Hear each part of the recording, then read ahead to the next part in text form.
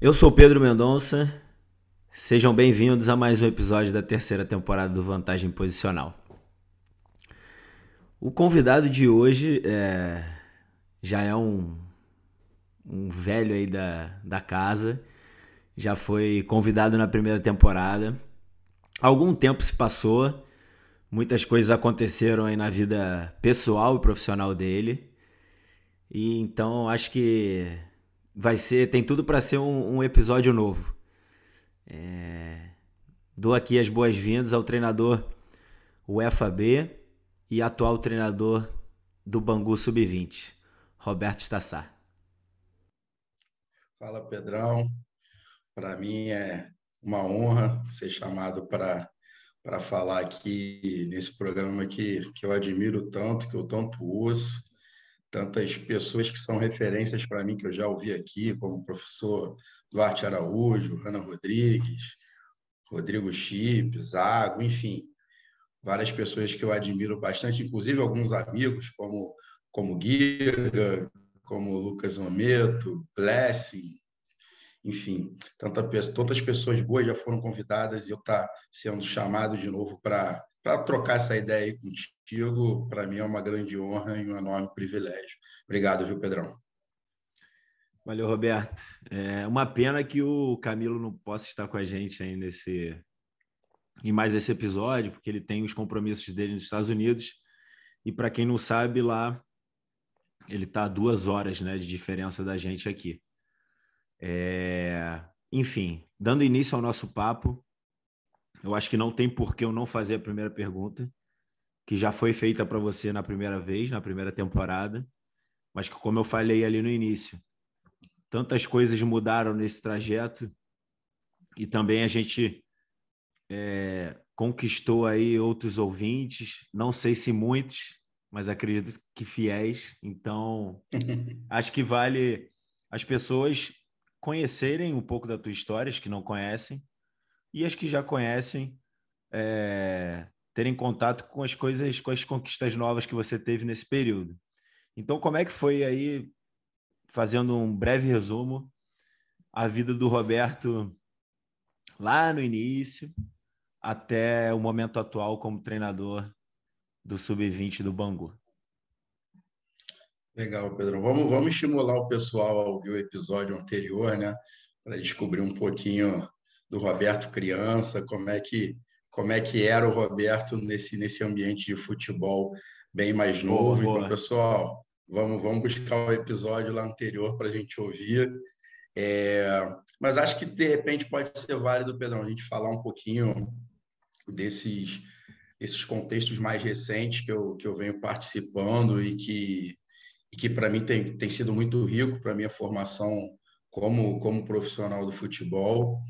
Eu me recordo que na época em que a gente fez o último vantagem posicional, eu estava como auxiliar técnico do Sub-16 do Vasco, que é uma geração, inclusive, do Vasco que é muito forte, que é a geração 2004. Por lá fiz grandes amigos que continuam atuando lá como treinadores, como preparadores, auxiliares, psicólogos, enfim. E os jogadores também, fiz algumas boas amizades, a gente continua se encontrando. Atualmente, como você falou, sou treinador do Sub-20 do Bangu, então estou enfrentando essa geração muito forte do Vasco, que é a geração 04. Na verdade, a cidade do Rio de Janeiro tem muito boas equipes dessa geração 04, né? Foram finalistas do Campeonato Brasileiro Sub-17. Então, para mim, nesses últimos anos, estar trabalhando com, com indivíduos com 17, com 20 anos, tem sido muito rico para mim, sabe, Pedro? Pois eu tinha trabalhado por muito tempo com jovens, né? Em sua maioria ali na faixa de 12 a 15 anos, num contexto ainda mais formativo, por serem algumas equipes formativas, escolas de futebol, e de 2017 para cá, atuando mais numas competições que, de fato, o nível dos jogadores elevou bastante, sabe? Tanto a nível técnico, como também a nível de idade. Então, para mim, tem sido muito rico esse tipo de vivência, sabe? Jogar um campeonato brasileiro sub-17, disputando agora um campeonato estadual sub-20, tem, me tirou da minha zona de conforto e para mim tem sido uma experiência muito rica, sabe, Pedro? Legal demais, Roberto, legal demais. Eu que, para quem não sabe, né, somos amigos pessoais. É, a gente tem caminhado junto aí nessas aventuras futebolísticas por bastante tempo, né? Idas a cursos, enfim, eventos pessoais de família, conversas sobre o jogo, quase que diárias ou semanais. Então, fico muito contente de, claro, de saber que você está nesse caminho e de saber que esse percurso tem te influenciado muito positivamente e que você também tem conseguido influenciar o teu entorno de maneira bastante positiva. Eu vou para agora para a segunda pergunta, que é uma pergunta transversal, a gente faz para todos os convidados e que você na primeira vez que esteve com a gente aqui não precisou responder essa pergunta, porque essa pergunta é nova, né? É da terceira temporada. E tem gerado bastante reflexão nos convidados. É a seguinte pergunta: para você, o que é saber de futebol? Caramba, essa é uma pergunta bem difícil, né? Deixa eu pensar um pouco. Eu não me recordo quem disse essa frase. Talvez você consiga até me ajudar, Pedro. Mas eu me recordo que alguém disse que para a pessoa entender de futebol, se ela só entender de futebol, ela nada sabe sobre o futebol. Não, confesso que eu não me recordo exatamente quem disse essa frase, mas para mim fez muito sentido. E, e me recordo que nas conversas com o Camilo, né? Muito bom sempre citar o Camilo. Camilo, para mim, é uma enorme referência, abriu minha cabeça para muitas coisas da vida. E, e, penso e me recordo que nessas conversas com ele a gente falava a gente falava muito sobre a questão de relações humanas, sabe? De como que elas se dão no ambiente, no ambiente do futebol, que muitas das vezes a gente não privilegia alguns valores que são tão necessários para a gente viver a vida e que talvez no futebol elas são um pouquinho esquecidas, sabe? E aí se a gente for lembrar como que talvez era o nosso comportamento como torcedor na arquibancada, sabe?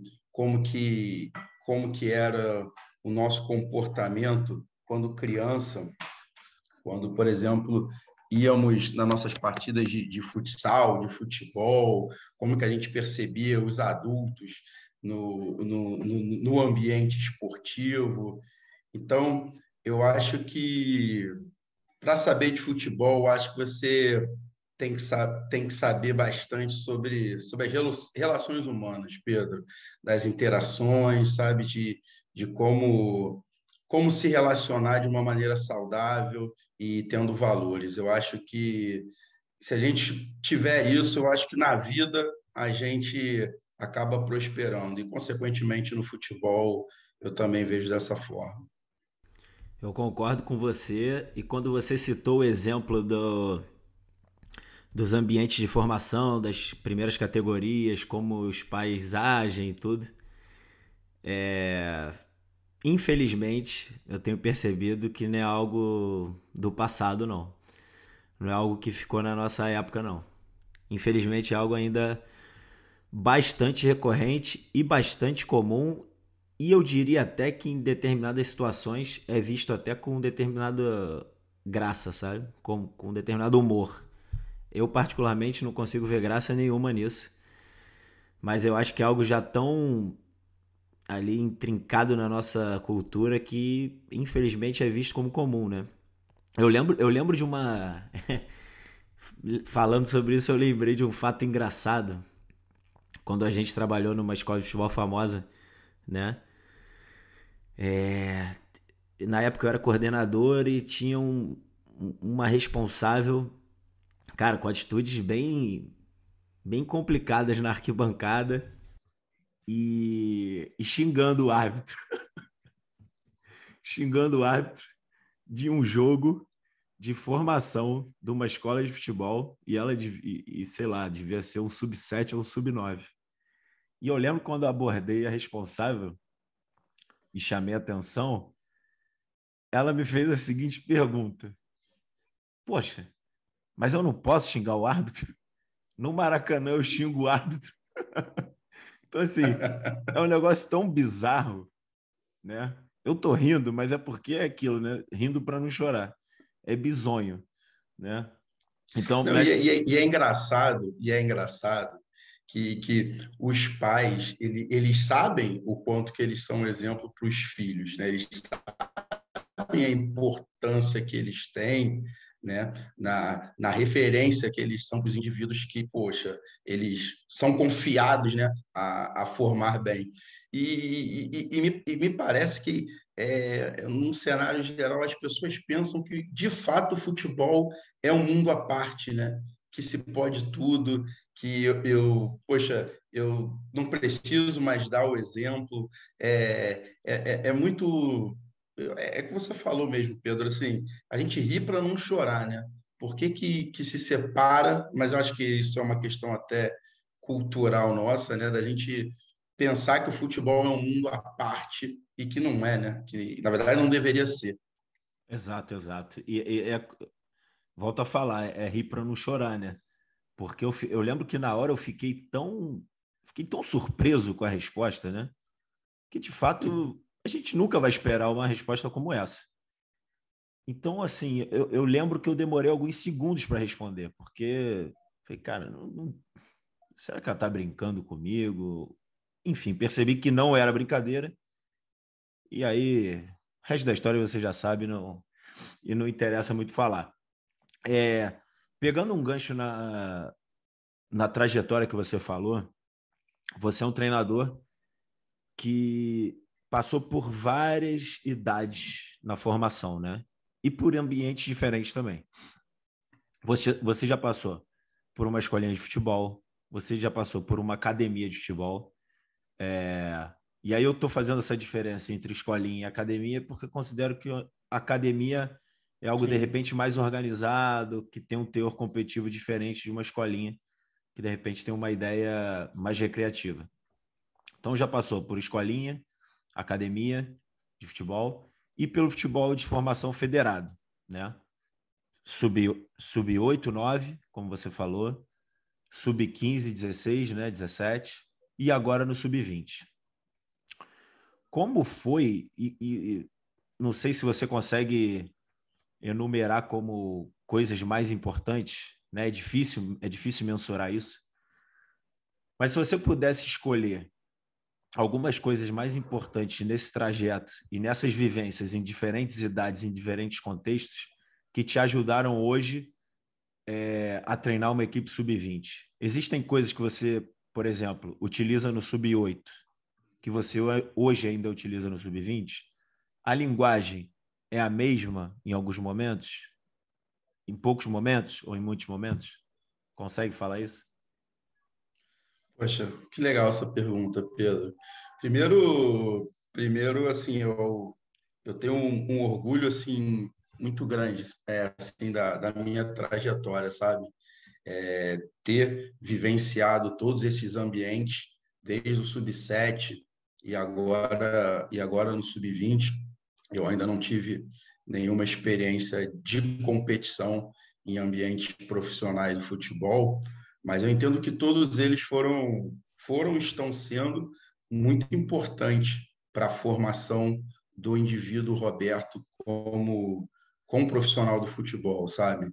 E aí, atuando seja como treinador, seja como auxiliar, seja como analista, enfim, independente da função, todos esses ambientes foram muito importantes para o meu desenvolvimento, sabe?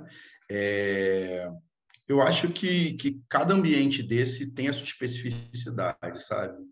É lógico que a gente tem alguns princípios que norteiam a nossa maneira de perceber o jogo, de perceber o processo de treino, sabe? De desenhar os contextos de treinamento, mas, mas a gente tem que respeitar não só a individualidade da categoria, que também como a individualidade do grupo, né, que você está trabalhando. Então, conhecer um pouquinho dos indivíduos para a gente perceber como que são as características do grupo é muito importante para que a gente consiga, de fato, otimizar as capacidades de todos os jogadores ali que naquele momento estão estabelecendo essa troca com os membros da comissão. Mas eu confesso para você, Pedro, que se eu fosse destacar alguma categoria, eu acho que é sub-7. Eu acho que trabalhar, sabe, assim, com a garotada tão nova, assim, eu acho muito prazeroso. Eu confesso para você que, infelizmente, a realidade de professores, de treinadores no Brasil, ela é muito triste, né? Se a gente for falar a nível de salário, a nível de benefícios que os professores têm para trabalhar na nossa realidade, ela é muito precária, sabe? Mas por exemplo, se houvesse pelo menos uma equiparação salarial com que ganha um treinador do profissional com o sub-7, e eu pudesse escolher, eu confesso para você que eu teria muitas dúvidas, porque eu adoro trabalhar com criança, eu me identifico bastante e, caramba, para mim, todo dia que eu ia dar o treinamento para as crianças era um aprendizado novo, porque eles são muito espontâneos, eles falam realmente o que eles estão percebendo, o que eles estão sentindo, e essa verdade da criança, para mim, é algo muito rico, é algo que eu sei que eu tinha certeza que todo dia eu ia ter uma experiência nova, um aprendizado diferente, e confesso para você que é um ambiente que eu gostava muito de estar, amigo, muito mesmo. Eu concordo com você, eu tenho uma opinião bem semelhante em relação a isso. Claro, a gente entende, né, que o dinheiro, entre aspas, ele está na categoria profissional porque envolve muito mais patrocinadores, envolve o público, enfim, é diferente e se justifica pagar tanto. Porém, o trabalho de base é um trabalho muito louvável, né? Eu concordo com você. Eu acho que não que na categoria profissional isso não possa acontecer. Ainda hoje eu estou trabalhando num contexto profissional feminino, né? É diferente do masculino. Mas eu acredito também que nas primeiras idades a gente consegue perceber melhor as mudanças, né? Eu não sei se estou sabendo me explicar, mas acredito que seja mais ou menos como eu estou passando com meu filho pequeno agora e você está passando com a sua filha pequena, né? As mudanças elas são muito visíveis e elas são muito rápidas, né? Nas primeiras idades. Eu acho que a gente consegue fazer um paralelo no futebol de base também, porque é como se fosse ali um caderno em branco que está sendo que uma história. Não, desculpa te cortar, Pedro, perdão. Não, mas tem um detalhe assim que eu acho que esse detalhe é que faz o ambiente ficar muito prazeroso. É porque a gente sabe que hoje o futebol ele é uma indústria, Ele é uma indústria e que movimenta muito dinheiro. Então, quando você vai chegando nas categorias mais próximas ao profissional, é, eu sinto que muitas das pessoas que estão ali não estão porque amam tanto futebol, não estão ali porque querem muito ser profissionais do futebol, estão muito mais pelo status que o futebol te gera, sabe? Dinheiro que você vai ganhar através do futebol. E nas crianças, não tem isso. A criança está ali pelo simples e puro prazer de jogar o futebol, sabe? São amantes do esporte, estão ali pela vontade de fazer o gol, e sabe, e aí a gente, dentro daquele trabalho de gerenciar bem o contexto, coloca eles para comemorarem todo mundo junto, e você, de fato, você sentir, sabe, e perceber a alegria, sabe, a felicidade deles naquele momento. Eu acho que aquilo ali não tem preço, sabe? Aquela energia. Eu saía todo treino depois de treinar uma garotada mais nova, eu saía muito energizado. E eu me recordo que era um treino que eu fazia sempre no começo do meu dia, era no comecinho do dia. E normalmente aquele dia eu já começava o dia muito bem, eu ficava o dia todo muito alegre depois de ter essa interação com essa chamava carinhosamente de molecadinha. E você falando isso me fez lembrar de um autor que ficou muito conhecido por falar sobre criatividade, que se chama Ken Robinson. Acho que você conhece. Ele tem uma, ele tem uma apresentação no TED, né? TED Talks, que foi uma das mais vistas aí na história desse circuito de palestras, e que ele, se eu não me engano, o título é Como a Escola Mata a Criatividade. É algo nesse sentido. E você falou uma coisa que me fez lembrar de uma das falas dele nessa apresentação, que ele fala que o nosso desafio enquanto professores é fazer com que essas crianças cheguem à fase adulta é, sendo criativas ainda, sem medo de errar. Porque a criatividade, segundo ele, e concordo, é algo inerente à condição humana, né? Todos somos criativos, mas isso vai se perdendo com o tempo por conta, muitas das vezes, pelo próprio entorno, né? O entorno vai condicionando, vai reprimindo ali criatividade através, enfim, da negativa ao processo de erro, que é fundamental para qualquer aquisição de conhecimento na nossa vida. E aí minha pergunta vai nesse sentido, Roberto. Como fazer? Porque, cara, a gente vê que no mundo atual hoje, no mundo atual, assim, o erro ele é algo quase que imperdoável, né?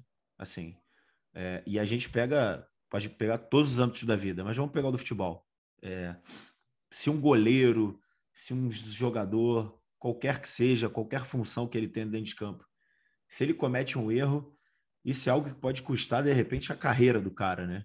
Então, assim, a gente está pegando um indivíduo adulto, sei lá, mais de 20 anos, que já passou por um processo formativo aí grande maioria de 13 anos, imaginando que comece essa prática mais direcionada com 7. Então, olha quanto tempo ele leva para chegar a uma equipe profissional. A gente sabe que em muitos casos ele chega com 17, às vezes até com 16, hoje em dia cada vez mais novos. Mas você imagina uma pessoa que passa por todo esse processo e quando ela consegue alcançar um dos objetivos profissionais, que é chegar na equipe principal, ela comete um erro que pode custar todo esse percurso, todos esses sacrifícios. Então, e muito por isso, por conta dessa limitação negativa, a gente vê, em muitos casos, uma falta de tentativas, um processo criativo aí, de repente, não otimizado. Como fazer, cara, principalmente nessas primeiras idades, o futebol ser uma coisa divertida? Porque, claro, e aí a gente volta no início da nossa conversa, a gente vê em muitos ambientes ainda uma reprodução do que é feito nas arquibancadas das equipes profissionais, adultas, nos jogos de categoria de base, sub-7, hoje já tem até sub-6, né? Sub-6, sub-8, sub-10. A gente já vê essa reprodução. Então, assim, não é tão simples a criança tá tão aberta a tentativas, a erro, se ela já está inserida num ambiente tão pesado nesse sentido. Como é que você vê essa situação? E como estimular, então, como estimular a criatividade, como estimular essa alegria num ambiente que muitas vezes não é tão fácil e propício para essa otimização? Bacana, Pedro. Isso são tópicos assim que você citou, né?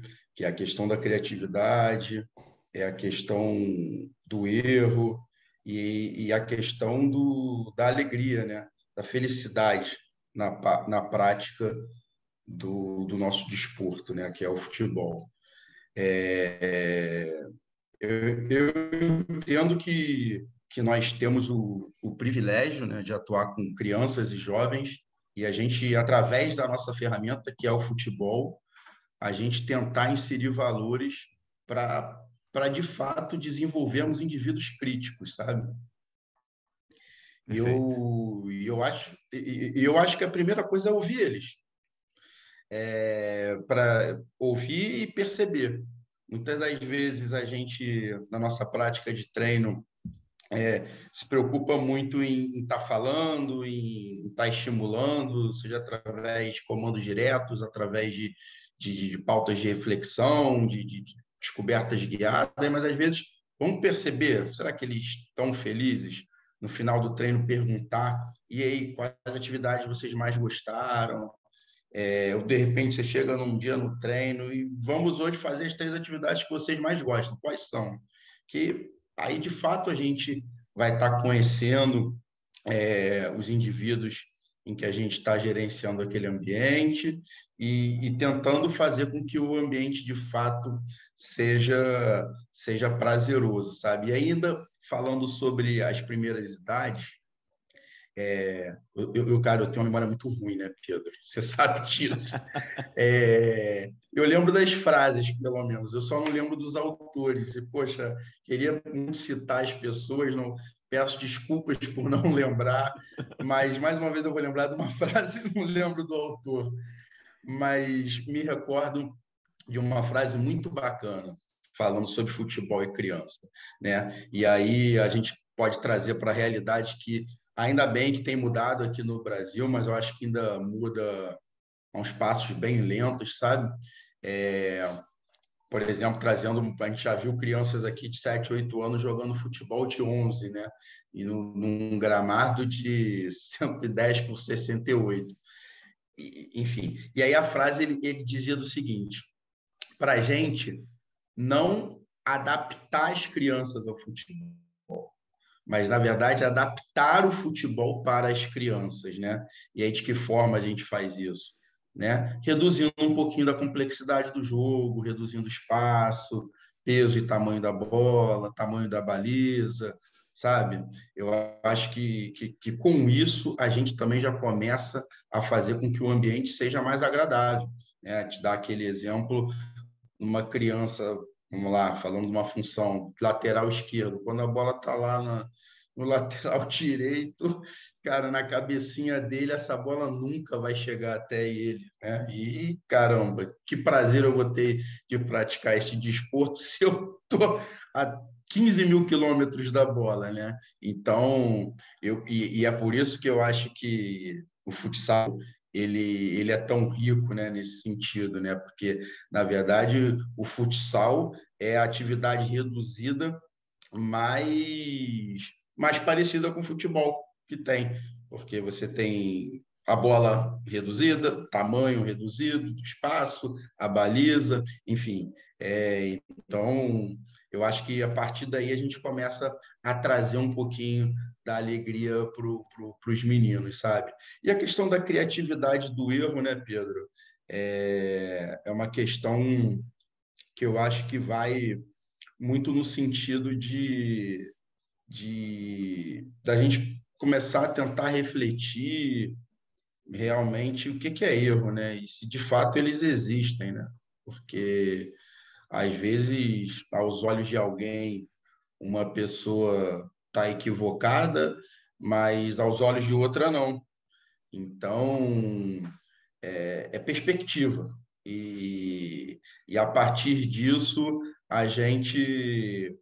como que a gente vai reagir a certas situações, no nosso caso, ferramenta futebol, a partir do jogo, a partir do treino, diante de situações que talvez a gente não tenha sido tão feliz, né? E aí a gente ainda está no período que a gente costuma chamar de adaptação, né? E aí nós, né, como treinadores, como que a gente vai estimular a criança, o jovem, a partir de uma situação que talvez ele poderia ter sido um pouco mais feliz, como que a gente vai reagir a isso? E eu acho que a partir daí a gente pode estar estimulando ou até mesmo inibindo muito a criatividade de qualquer indivíduo. E aí a gente volta a falar das primeiras categorias. As primeiras categorias, elas são preponderantes para o desenvolvimento desses aspectos de autonomia, sabe? De criatividade, de empatia, porque às vezes a gente fala muito da questão do equívoco, do erro do indivíduo, né? Mas a gente está falando de um esporte coletivo, né? Como que os companheiros desse indivíduo vão reagir a partir desse equívoco, desse companheiro de equipe? Isso também é uma situação que nós, como treinadores, temos que estar observando, sabe? Diante de uma adversidade, diante de uma frustração, como que eu lido com o meu companheiro que talvez errou. Isso também é um aspecto bem importante da gente estar tentando gerenciar, e daí a importância da gente ter uma comissão técnica integrada, sabe, que fale uma mesma língua, o clube ter muito bem alinhado, que quer formar o indivíduo, pensando em todas essas estruturas que conformam um jogador de futebol, e por aí vai, Pedrão. Cara, muito interessante a tua fala, a tua resposta. E me fez fazer várias anotações aqui. O caderninho tá todo rabiscado. Quando você falou da relação entre futebol e futsal, cara, interessantíssima. E eu costumo dizer que se a gente coloca as crianças nas primeiras idades no futebol de 11, é como se a gente estivesse entrando na escola, sem muitos conhecimentos matemáticos, né? De repente ali os conhecimentos matemáticos básicos, e no primeiro ano o professor ou a professora já apresentasse para a gente a fórmula de Bhaskara, né?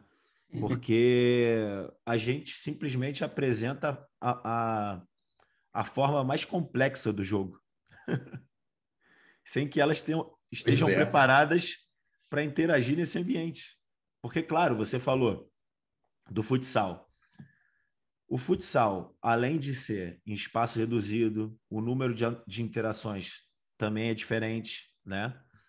As crianças, elas tocam muito mais vezes na bola. Então, o contato com o objeto de jogo é quase que o tempo inteiro.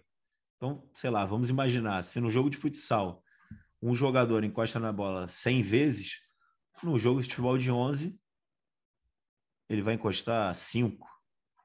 Se a gente colocar aí, de repente, um menino que tem mais facilidade ou a menina que tem mais facilidade, ele vai encostar 20. Mas olha a diferença ainda, né? De um para o outro. Então, esse para mim é um negócio também que não faz muito sentido. Pelo que eu sei, alguns lugares no Brasil já tentam fazer aí, principalmente São Paulo, né? Algo de repente mais próximo ali de um futebol de 7, como é na Europa. E a gente pôde participar de um ambiente desse. E a gente percebeu também como faz uma diferença enorme no processo de formação.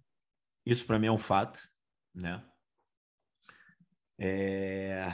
Mas enfim, quando você estava falando também, eu viajei aqui para outra coisa, cara, porque hoje, passando ali pelo Twitter, você sabe que eu sou uma pessoa que gosto muito do Twitter, utilizo muito as redes sociais, mais até do que eu gostaria, confesso. Mas, Inclusive, você e o Camilo foram grandes influenciadores para que eu começasse a interagir mais também através das redes sociais, né? Eu era uma pessoa completamente avessa a redes sociais e graças a vocês eu passei a utilizar mais essa plataforma que tem me ajudado bastante nas minhas pesquisas, no meu aprendizado. Sou bem grato a vocês aí por essa iniciativa. na verdade, eu não sei se isso foi bom ou ruim, né, cara? Porque, enfim. Mas, cara, você bem sabe, e aqui a gente não está fazendo nenhuma propaganda para o Twitter, a gente não está ganhando nada do Twitter, infelizmente. Mas o Twitter é uma plataforma que eu considero que seja uma das melhores, assim, para quem quer conteúdo, qualquer que seja. Sim, sim. Claro, a partir daí você tem que haver um filtro, porque, né, como tudo na internet, tem muita informação e nem todas elas são válidas. Mas hoje, eu estava passando ali pelo Twitter e tal, e vi um vídeo do Riquelme. Não sei se você chegou a ver. Eu cheguei a fazer um retweet lá na minha conta, que ele falava o seguinte, cara, ele falava que o Busquets, o 5 do Barcelona, lendário, ele acabou acostumando a gente mal. Porque, segundo o Riquelme,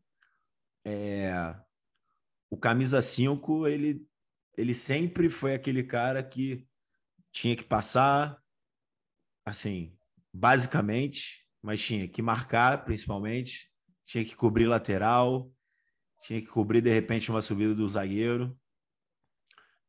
Então, tudo desde um ponto de vista muito cartesiano, né? Que eu considero, eu não sei se você concorda comigo, que ainda é um pensamento bem atual, né? Me arriscaria a dizer até que no mundo, de maneira geral, não só no futebol, mas a gente vai pegar o exemplo do futebol. Se a gente for pegar os torcedores, a grande maioria tem um pensamento cartesiano, o que é natural, já que fomos estimulados assim no nosso processo de formação escolar. Sim. Salvo algumas exceções. E aí, cara, essa fala do Riquelme me fez pensar no processo de especialização precoce, que também é um negócio que a gente tem que levar em consideração nessas primeiras idades, e eu me arrisco até a dizer que por que não no sub-20, cara? Porque... E aí eu queria saber até de você. Você é uma pessoa, você é um treinador que considera que não. O jogador ele tem que chegar no 20 já com a sua função ali estabelecida ou não? Vale ele passar por várias outras? E você considera que esse processo de especialização precoce nas primeiras idades, ele influencia de maneira negativa essa sequência da interação desse jogador, dessa jogadora com o entorno futebol, com o jogo? Caramba, você só vem com pergunta muito interessante, mas com vários temas, bem bacana, Pedro. É bom que nos faz refletir, né, cara? A gente sai da nossa caixa, sai da nossa zona de conforto. Realmente, o podcast ele é maravilhoso por isso aqui, porque parece que a gente realmente está nas nossas conversas ali, assando uma carne, tomando uma cervejinha, né, Pedrão? Bem bacana, cara, bem, Essa é a bem legal. ideia. Essa é a ideia. Então, Pedro, assim, cara, por exemplo, vou falar um pouquinho do ambiente que eu estou agora, porque está bem vivo na memória, e no final a gente fala sobre o começo, né, nas primeiras idades. Então, por exemplo, eu entendo que o indivíduo, cara, até o final da carreira dele como jogador de futebol, ele vai sempre tem que estar se adaptando ao contexto, sempre vai ter que estar se adaptando aos novos indivíduos que ele está jogando, à nova cultura de jogo que ele vai estar inserido. Então, essa questão de atuar apenas em uma função, eu acho que, na verdade, tenho até dúvidas o que é função, porque o jogo está totalmente relacionado com os indivíduos que você joga. Então, você pode jogar na função de nove, com determinados jogadores, e a função de nove vai ser completamente diferente a mesma função de nove com outros indivíduos, sabe? Então, só trocar um jogador, trocar o que vai jogar, trocar o clima que vai jogar, já vai mudar, vai fazer muita diferença na sua função. Né? Mas essa trazendo para a minha realidade atual, eu peguei um jogador que tinha o costume de atuar como volante, né, no time, assim, de 5, de 6, né? E eu botei ele de 9 no time agora. E, dito por ele, ele falou: Caramba, Roberto, eu nunca me senti tão bem, estou gostando muito dessa nova função. Caramba, cara, eu tô mais feliz dentro do jogo. E aí a gente vai para a fala anterior, né? Pô, se ele está feliz, é a melhor coisa que a melhor resposta que ele poderia me dar já foi dada, entendeu? Então, muito bacana essa questão. Agora, isso não quer dizer que ele vai atuar nessa função para sempre, muito longe disso, mas se ele está feliz, não podia ter feedback mais apropriado, sabe? E aí, levando isso para as primeiras categorias, queria voltar a falar um pouquinho do futsal, um esporte que eu respeito muito, eu acho que auxilia muito no processo de formação, por tudo que a gente já falou aqui na nossa conversa. Mas se eu pudesse falar alguma questão que eu acho que o futsal não consegue trazer, é essa questão do jogador experimentar algumas funções estando longe do epicentro do jogo, que é a bola, sabe? Eu acho que o futsal, você está na área de intervenção da bola, no máximo você está em ajuda mútua, mas você não consegue estar, por exemplo, em espaços mais distantes da bola, que algumas metodologias chamam de espaços de cooperação. E eu acho isso importante também para a formação do indivíduo, sabe? Você perceber como você pode gerar um equilíbrio maior com a sua equipe, ela ainda estando com a bola, uma compactação, às vezes fixar em um rival, enfim, eu acho que por isso que a questão da adaptação do futebol para as crianças, você ter um futebol ali de 6, 7 na linha, junto com o futsal, eu acho que ela é bem importante para que o indivíduo possa passar por várias funções dentro do jogo, sabe? Perceber como influenciar no jogo estando perto, longe da bola. Eu acho que isso daí é preponderante para a formação do jogador, Pedro. Você falando dessa questão do futsal, realmente faz todo sentido, né? Porque os espaços são menores, o número de jogadores também é reduzido, é menor. E realmente esse espaço de cooperação ele quase que não existe, né? E aí, pensando aqui, eu queria saber qual é a tua opinião.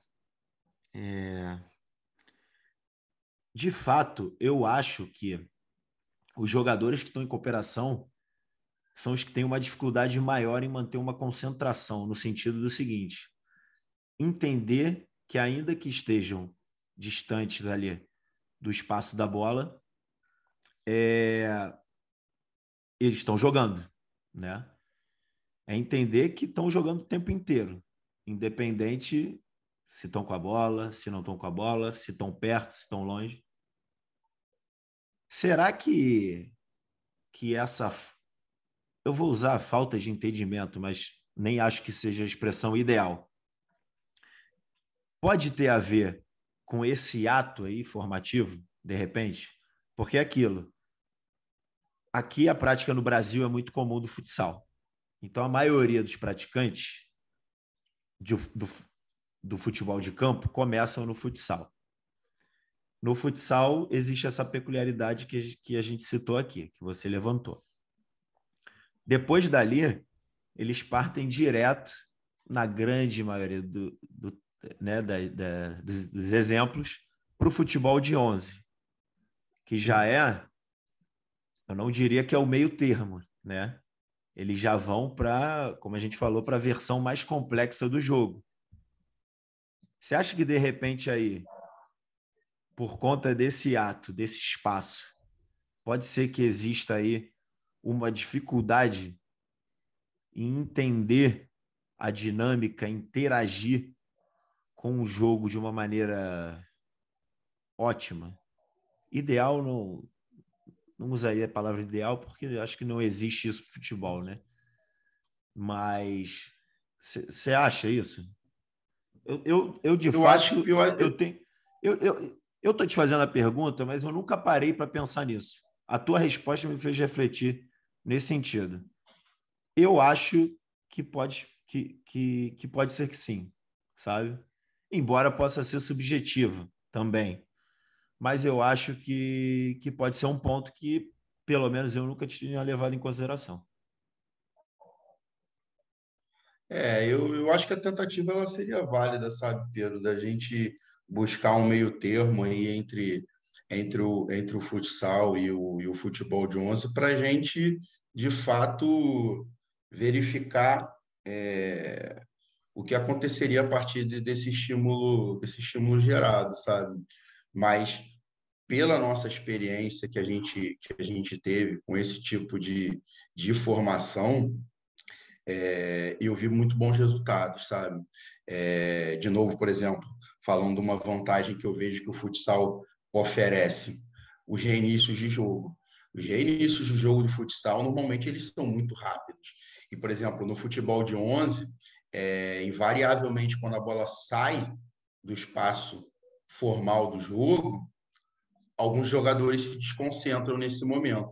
No futsal, se você se desconcentra nesse instante, cara, você vai dar uma oportunidade muito perigosa do seu adversário marcar o gol. Então, essa questão de estar concentrado, mesmo com a bola fora do espaço formal de jogo, no futsal, ele é muito bacana, sabe? Você conseguindo trazer isso para a sua realidade do futebol de 11 é algo que pode se tornar uma grande vantagem para a sua equipe.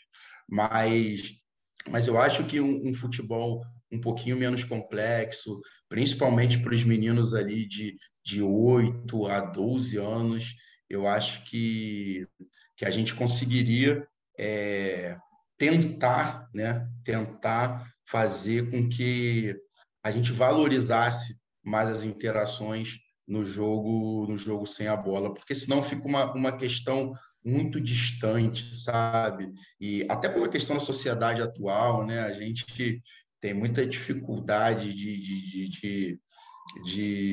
por exemplo, uma relação que a gente fala muito no jogo, a gente conversa muito sobre ela, né? A questão do beneficiário e benfeitor. Na sociedade, todo mundo só quer se beneficiar, né? Agora, beneficiar terceiros é algo que a gente poderia estimular mais, né? E aí a gente também fazer essa reflexão. Será que no nosso ambiente que a gente gerencia, a gente valoriza esse tipo de iniciativa? Muitas das vezes eu me pego e eu acabo não valorizando tanto quanto deveria valorizar, sabe? E acho que a gente poderia formar indivíduos que têm um pouquinho mais de empatia, sabe? E que isso se a gente consegue, e aí não precisa levar isso só para o ambiente do treino, às vezes da maneira como eu chego no meu local de treinamento, sabe? A maneira como eu me comporto antes de repente, falar sobre a sessão de treino, perguntar como é que o indivíduo está em casa, como é que está a família dele, sabe? São situações que a gente começa a formar um ambiente muito mais propício. Aí eu vou voltar àquela primeira questão que a gente falou lá do que eu acho que poderia, o que é saber do futebol, né? A questão das relações humanas.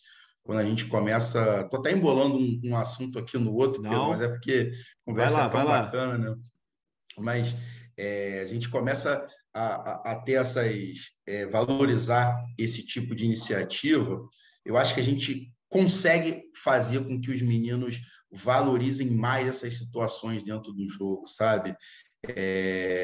Beneficiar o companheiro, sabe? E beneficiar o companheiro não estando com a bola. E aí a gente acaba chegando nessa questão de concentração e atenção, que a gente começa a valorizar cada detalhe do jogo. Cada detalhe do jogo está em cada detalhe do treino. Como eu chego no treino, como eu me comporto no treino. Eu vou carregar o material, eu vou organizar o material. Então, esses valores do dia a dia, quando a gente consegue inserir eles no ambiente de treinamento, a gente é aquela questão do comportamento e do hábito, né? A gente vai exercendo um comportamento várias vezes, daqui a pouco a gente exerce esse comportamento sem sentir, ele virou um hábito. E quando a gente tem hábitos saudáveis, principalmente coletivos, cara, a gente acaba formando uma equipe com hábitos saudáveis e isso vai ter total interferência no nosso jogar. Eu diria que esse é um dever nosso, né? Enquanto treinadores, enquanto professores. Eu costumo dizer que principalmente nas primeiras categorias, eu acho que a gente deve ter muito mais de professor do que de treinador. E aí me explico. Concordo. No sentido de ter menos preocupações técnicas e táticas, se é que a gente pode dividir dessa forma, e mais preocupações sociais, mais preocupações, enfim, humanas, né? Eu acho que esse é o grande lance de ser treinador. Não acho que isso não deva estar presente nas categorias maiores. Acho que deve estar sim. Só que pensando no processo de formação e pensando também que quanto mais novos as crianças estão, ali é a fase que elas estão formando caráter e tudo isso, eu acho que ainda mostra a importância ainda maior, né, da gente ter esse tipo de preocupação. E a gente fala de uma prática, né, Pia, do futebol, que ele é um jogo, poxa, talvez seja dos esportes mais difíceis que se tem para praticar, né? Devido ao fato da gente jogar com os pés, a quantidade de jogadores, o espaço, as regras do esporte, sabe? É um esporte muito difícil, é um esporte mais praticado do mundo, é um esporte que movimenta muito dinheiro e que movimenta pessoas que são apaixonadas pelo seu clube, pela sua seleção, e isso tudo gera uma pressão muito grande para quem pratica esse desporto, sabe? E se a gente, desde as primeiras categorias, a gente tem a devida atenção, como você disse muito bem, Pedrão, para a formação do caráter dos indivíduos que vão praticar esse esporte, que, cara, eles têm que saber reagir à adversidade, têm que conseguir reagir bem às frustrações, sabe? Tem que saber lidar com a questão de, cara, você está concentrado e atento num ambiente, por exemplo, vamos de novo falar do futsal. Caramba, criança de 9 anos jogando num ginásio, às vezes com 2.000 pessoas, com as pessoas no entorno ali, sabe? Um acompanhamento, eu acho que um profissional que tem no ambiente do futebol, mas eu confesso para você que eu acho que deveria ser ainda mais valorizado é a psicologia, sabe? Eu acho que esse acompanhamento de profissionais da área da psicologia desde cedo. Vários clubes já têm essa iniciativa, sabe? Mas nas minhas vivências que eu já percebi, eu vejo que às vezes esses profissionais acumulam muitas categorias.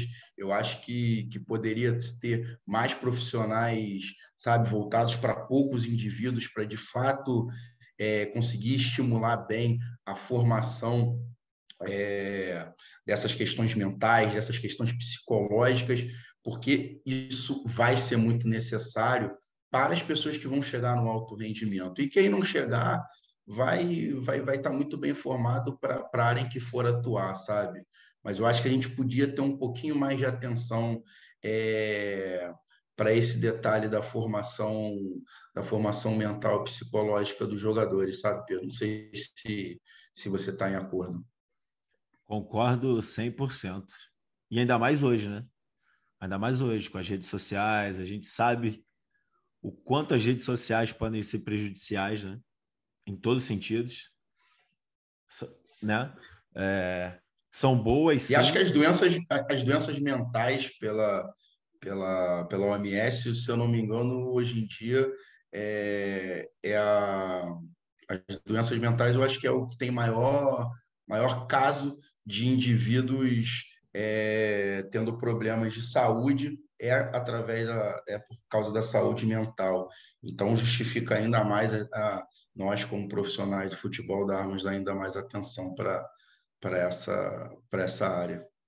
Concordo 100% contigo. Cara, a gente está chegando no final do episódio já.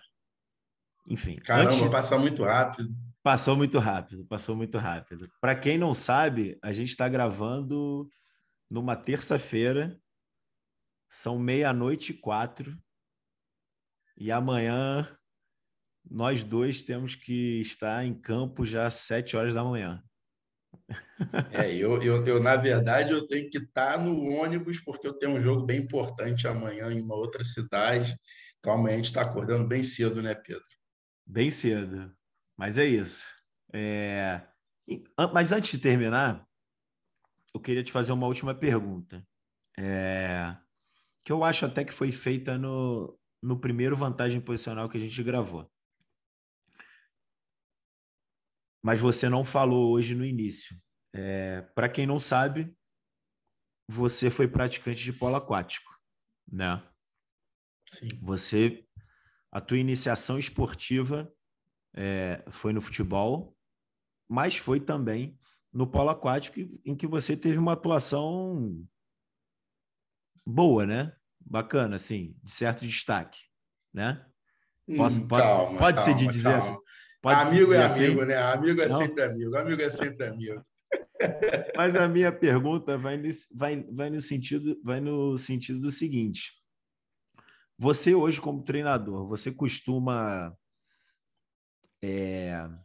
acompanhar outros esportes e tentar retirar alguns detalhes e alguns aspectos táticos, enfim, conectados ao jogo, que façam sentido ali no futebol e no que você quer para a tua equipe? Você tem essa coisa de tentar ver, de repente, um jogo de basquete. Você viu ali uma dinâmica defensiva não, uma dinâmica em recuperação, e você acha que pode ser legal, de repente, você testar no teu time. Claro que numa dinâmica diferente pela quantidade de jogadores e tudo, mas você tem isso? Você tem essa preocupação? Olha, Pedro, assim, foi bem legal você tá citando esse meu histórico aí do polo, né? Que foi uma fase muito bacana da minha vida. E eu pego situações, experiências de outros esportes. Por exemplo, até vou citar o grande professor, treinador Ângelo Coelho, que eu tive no polo. Se eu sei bem, eu acho que ele é o atual treinador da seleção brasileira masculina de polo aquático, e ele foi meu treinador na época do Guanabara.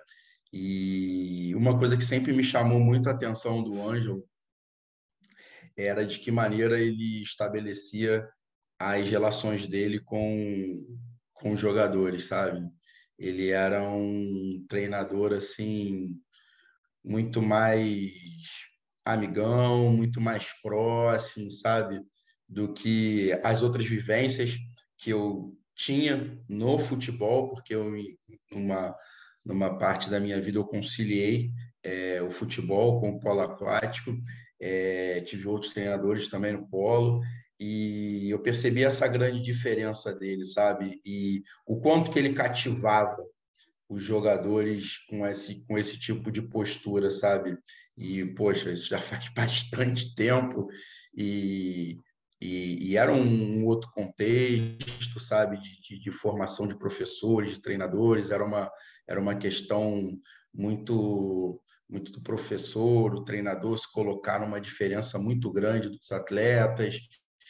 E ele foi o primeiro treinador que eu vi quebrar esse paradigma. Eu não sei nem se era de maneira proposital, mas ou se era o jeito dele mesmo de ser, mas até conversando com os atletas que são atletas dele hoje da seleção, falam que ele continua o mesmo. Então, acho que realmente era uma essência do grande Ângelo, e isso é algo que eu trouxe para mim e que me influenciou muito positivamente. Eu tento fazer isso da mesma forma.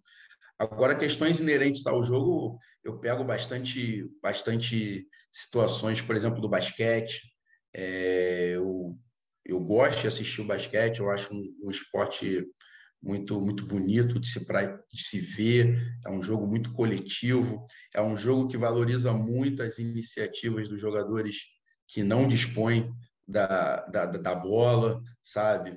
E aí acaba utilizando também algumas situações do basquete em ações de reinícios de jogo, sabe?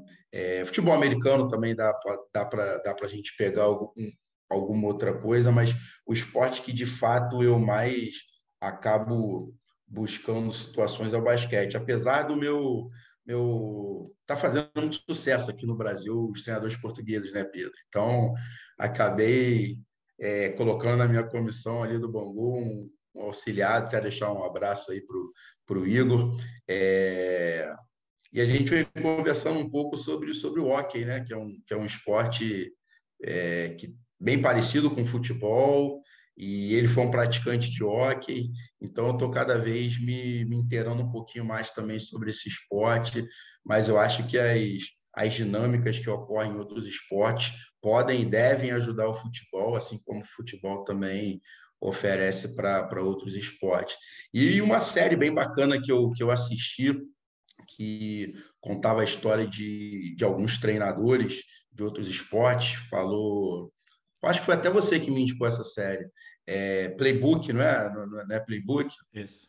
Cara, fala muito sobre outros esportes, as vivências dos treinadores também. Então, para mim também essa série me ajudou bastante a refletir sobre a minha prática. Essa é uma excelente recomendação. Para quem ainda não viu, acho que vale muito a pena. Vale muito a pena assistir. Agora chegamos ao fim de mais um episódio do Vantagem Posicional. Roberto, muito obrigado, irmão, pela disponibilidade, por estar aqui conversando nessa mais de 1 hora agora, 1 hora e 1 minuto de conversa que Caramba! passou muito rápido, passou muito rápido. Obrigadão, cara. Obrigado aí por estar com a gente nesse projeto uma vez mais. Eu que agradeço, Pedro. Parabéns pela sua iniciativa. Saiba que eu sou um ouvinte assíduo e vocês não têm ideia o quanto que vocês estão fazendo bem para essa nossa família do futebol. Parabéns e contem comigo para o que vocês precisarem, meu amigo. Tamo junto, irmão. Então é isso, gente. Terminamos aqui mais um episódio da terceira temporada do Vantagem Posicional e nos vemos na próxima. Abraço.